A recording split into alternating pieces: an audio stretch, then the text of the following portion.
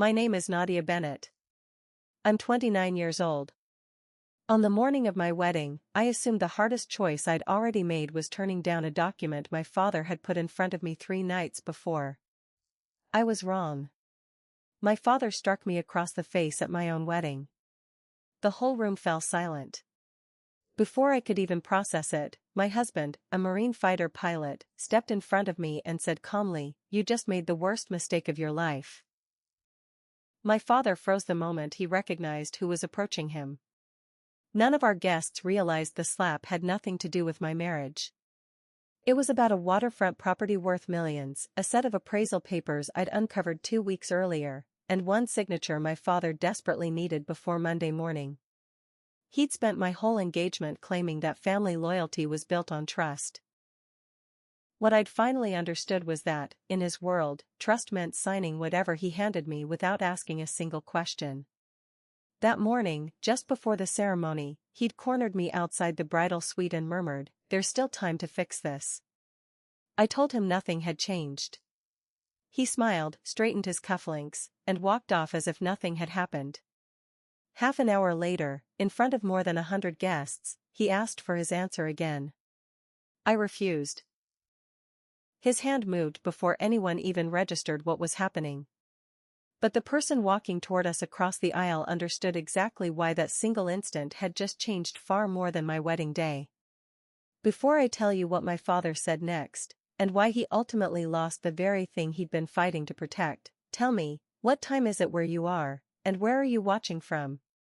I'd love to know how far this story travels. My husband's name is Ethan Cole. He flew F-35s for the Marine Corps and was usually the most level-headed person in any room, which is probably why his reaction unsettled my father more than yelling ever could have. Ethan never touched him. He simply stood between us, held his gaze, and said, "You just made the worst mistake of your life." My father, Grant Bennett, opened his mouth to respond, then his expression shifted.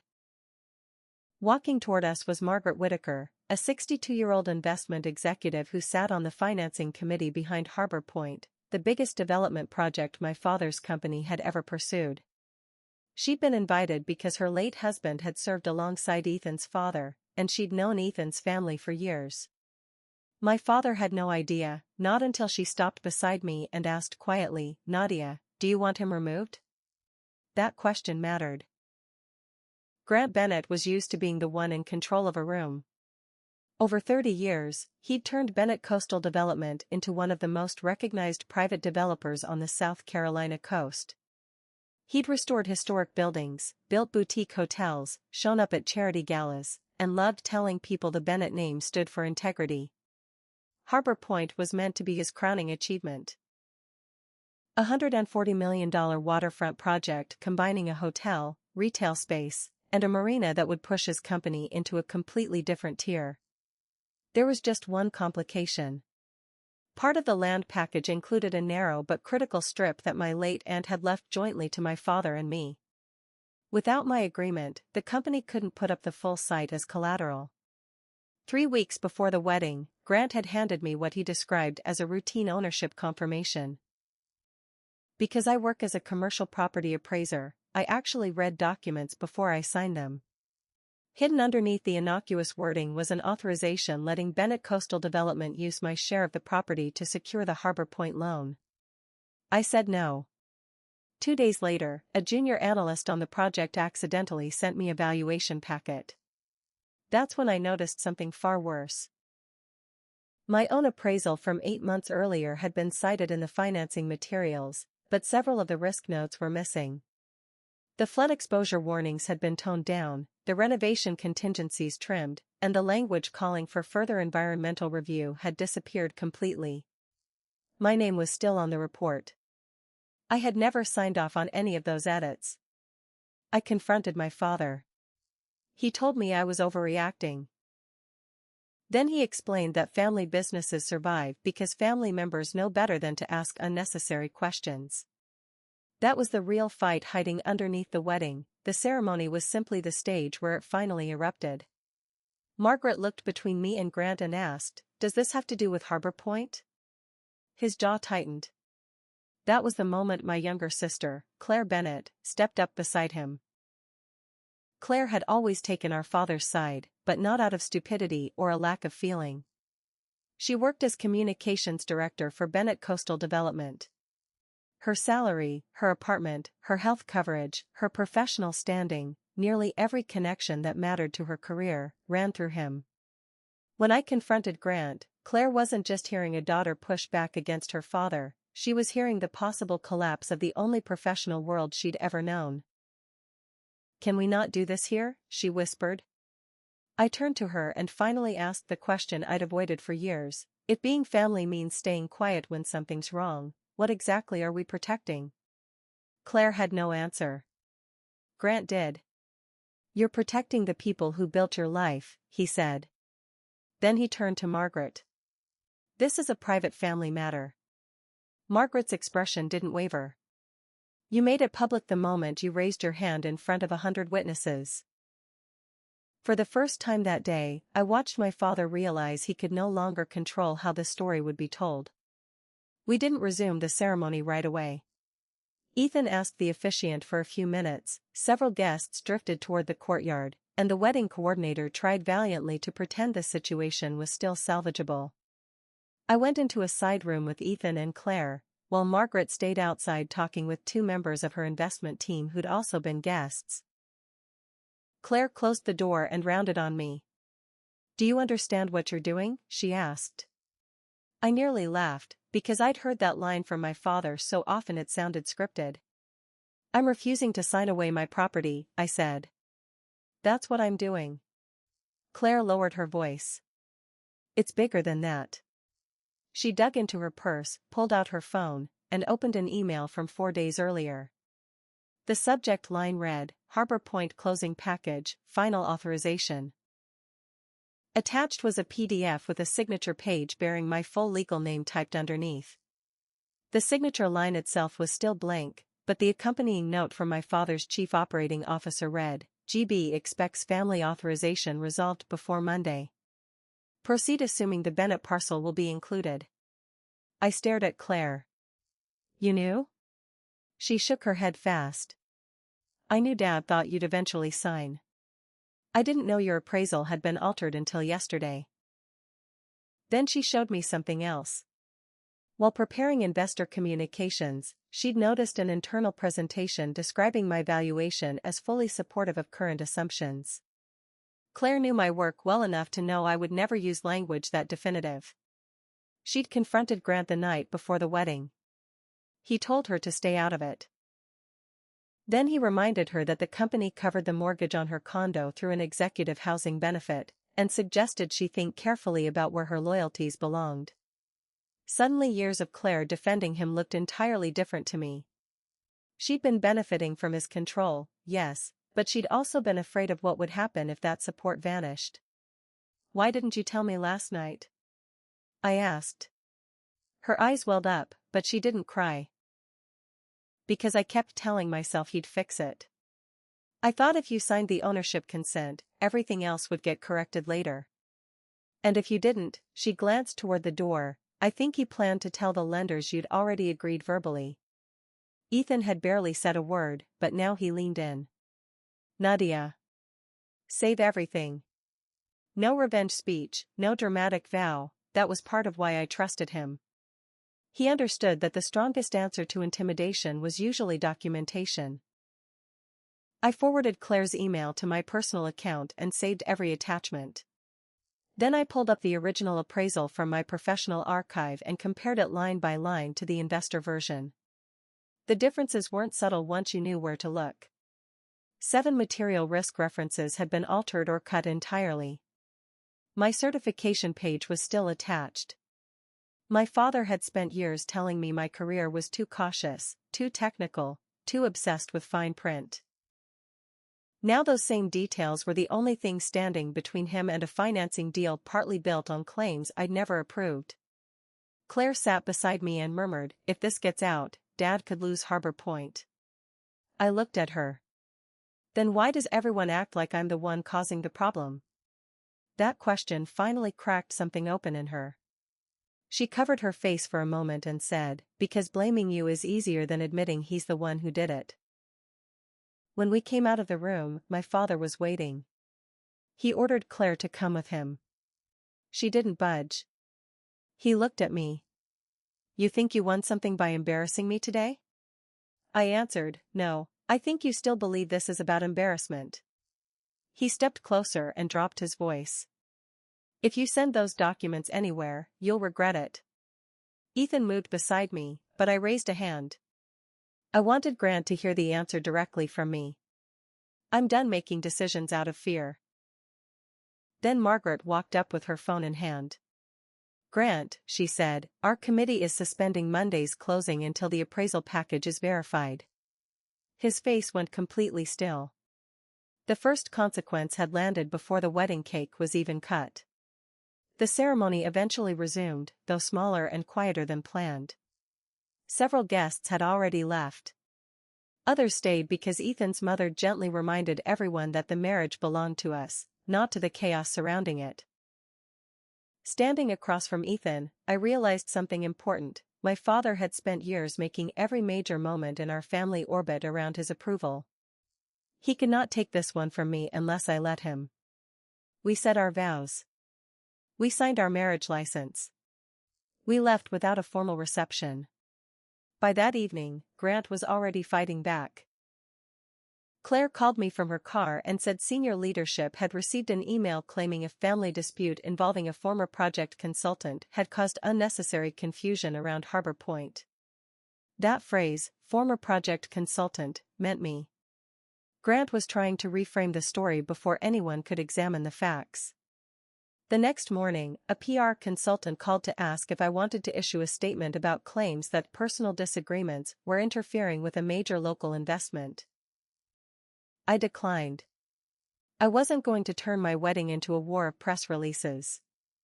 Instead, I contacted the firm that had handled my original appraisal and told their compliance office that an altered version had apparently circulated with my certification still attached. I only sent documents I was authorized to share. No rumors, no accusations, no social media campaign. The facts spoke for themselves. By Monday afternoon, the lender had requested the full appraisal history. By Tuesday, the Preservation Investment Fund requested an independent review. By Wednesday, the Harbor Point closing had been postponed indefinitely. My father called me 11 times. I picked up on the 12th. "You've made your point," he said. "Withdraw the complaint." "It's not a complaint, it's a verification request." "You know what I mean."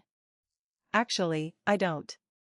"Which part should I withdraw, the original report, the altered report, or the fact that I never approved the changes?" A pause followed. My father was brilliant when he controlled the vocabulary. He was far less comfortable when someone forced him to describe what had actually happened. "You're destroying a company that supports 43 employees, he said, handing me a burden he wanted me to carry.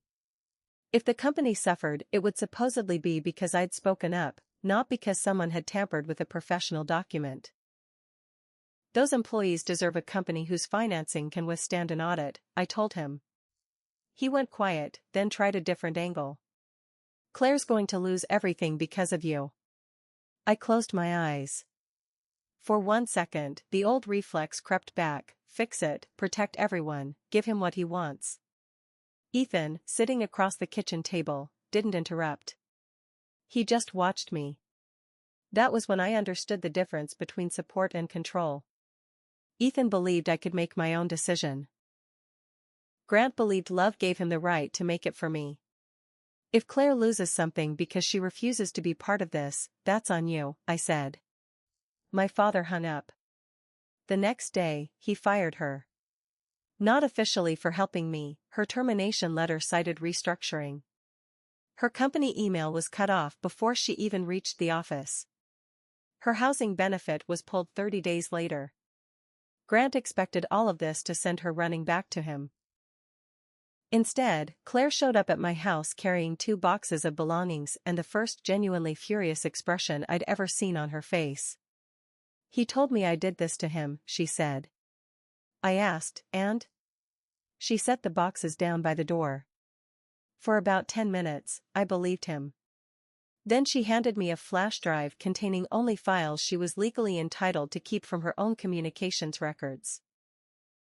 After that, she said, I started remembering every time he made us blame each other for something he chose to do. That was the moment our family conflict stopped being Nadia versus Grant. For the first time, Claire saw the system itself. The independent review dragged on for 6 weeks, and during that stretch, my father cycled through nearly every tactic I'd watched him use my whole life. Anger first, then silence, then nostalgia. When none of that worked, he tried obligation. Mailing me a photo from my college graduation with a handwritten note, "Remember who believed in you first." I sat at the kitchen table staring at it for several minutes, the old guilt rising almost automatically. He had paid part of my tuition. He'd introduced me to people in the property industry. He'd encouraged me when I first got interested in valuation work. All of that was true. But another memory arrived with the photo. At that same graduation dinner, he'd introduced me to a business partner by saying, "She's talented, but eventually she'll realize the real opportunities are in the family company." Even his pride came with strings attached. His support had often been genuine, but somewhere along the way, every favor had turned into a future claim on my obedience. I put the photo in a drawer and didn't respond. Claire struggled more than I did. Losing her job forced her to confront how tightly her independence had been tied to our father. Her salary was gone. Her company health plan ended. The executive housing benefit on her condo expired, forcing her to move within weeks. Even some people she'd considered friends stopped calling, because most of those relationships had started through Bennett Coastal Development. For the first time in her adult life, she had to wonder whether people respected Claire Bennett, or simply respected Grant Bennett's daughter. She rented a 1-bedroom apartment across town and started applying for jobs without telling our father. Her first week brought 9 rejections. By the second week, she was questioning whether she'd ever really earned anything on her own. One evening she showed up at my place with takeout and admitted something that stunned me. "I used to think you were selfish for building a career outside the family," she said. "Now I think I was angry because you proved leaving was even possible." I didn't answer right away. For years I'd resented her for taking his side, assuming she loved the comfort he offered more than she loved me. Now I understood that dependence can twist loyalty until fear starts looking like devotion. "You can still build something that's yours," I told her. She laughed nervously. "At 31? Especially at 31. That conversation repaired more between us than any forced family dinner ever could have. Meanwhile, the Harbor Point review turned out to be far more serious than my father had anticipated. The altered appraisal was only the first issue investigators uncovered. Several internal financial presentations had described projected occupancy rates as nearly guaranteed. Construction contingencies had been narrowed without clearly documenting the reasoning behind it. Environmental review timelines had been presented far more optimistically than internal consultants had recommended. None of it automatically meant fraud, and I refused to overstate what the documents actually showed. The truth was damaging enough on its own. The pattern pointed to a company where employees had learned that bringing Grant bad news was risky, while optimistic numbers got rewarded. This wasn't one fabricated document created by one villain working alone. It was a culture built around a single powerful figure who'd become nearly impossible to challenge. The investment committee concluded that Grant had exercised excessive unilateral control over disclosures, and that Bennett Coastal Development lacked adequate independent oversight for a project the size of Harbor Point. Margaret's fund gave the company a choice: accept restructuring and independent financial oversight, or lose the financing altogether. Grant rejected the first option within hours, telling the board that outside oversight would make him look weak in his own company. That decision triggered consequences faster than anyone anticipated. 2 longtime directors resigned rather than approve continued financing without stronger controls. A regional lender paused an unrelated Bennett Coastal Development project. A hotel operator negotiating a management agreement suspended talks. One contractor demanded revised payment guarantees before continuing preliminary work. Grant had spent 30 years building a reputation strong enough to open any door. Now that same reputation was cracking, because too much of it had depended on everyone believing he was never wrong. Then came the board meeting. Because I owned part of the waterfront parcel, the company invited me to the portion of the meeting concerning land control and financing authorization. My first instinct was to decline. I had no interest in watching my father get humiliated, and I didn't want revenge to become its own kind of dependency, where my mood revolved around whether Grant was winning or losing. Ethan changed my mind with a single question: are you going because you want to watch him lose, or because you want control over what happens to your property? I knew the answer immediately. I went for myself. The meeting took place in a glass conference room overlooking Charleston Harbor. Grant walked in last, wearing the same dark suit he saved for major investor meetings. He looked exhausted but still carried himself like a man ready to reclaim lost ground. He barely acknowledged me. Margaret laid out the restructuring terms without theatrics. Harbor Point could proceed, but Grant would step down as project executive. An outside chief restructuring officer would oversee financing disclosures and lender communications. A new compliance committee would review all material investor documents. Any valuation carrying outside professional certification would need written verification before circulating, and any use, transfer, or encumbrance of the Bennett parcel would require documented approval from every legal owner. My father stared at that last condition. She demanded that, he said, pointing at me. Margaret shook her head. No, property law demanded that.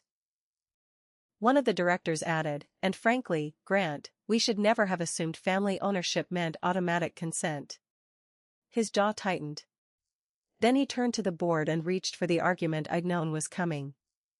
You're handing my company to outsiders because my daughter got emotional after a family disagreement.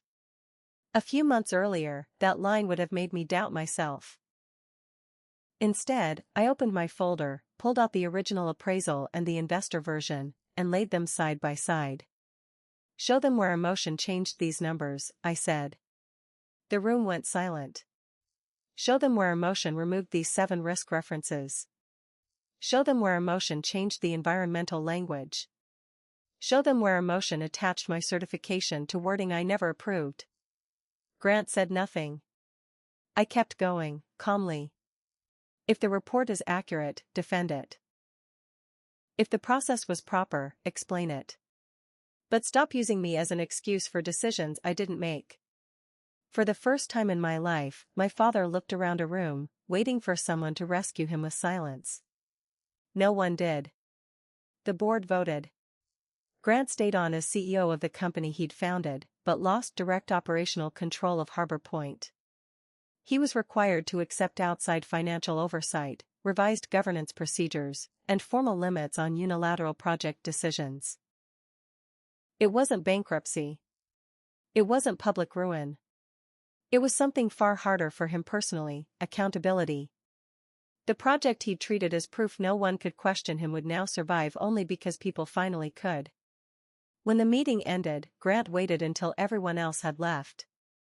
Are you happy now? He asked, his voice quieter than usual.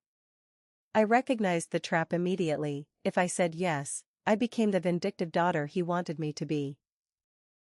If I said no, he could pretend the consequences weren't warranted. This was never about making me happy, I said. It was about making the facts matter. I picked up my documents and walked out. For the first time, I didn't feel like I'd beaten my father. I felt like I'd finally stopped playing by his rules. 2 months later, Claire asked me to meet her at a small bakery near the marina. In the old version of our relationship, a meeting like that would have meant another plea to forgive Dad, keep the peace, or remember that family mattered more than pride. This time, she showed up with a job offer in hand. A regional architecture firm had hired her to lead client communications. The salary was a little lower than what she'd made at Bennett Coastal Development, and she looked happier than I'd seen her in years.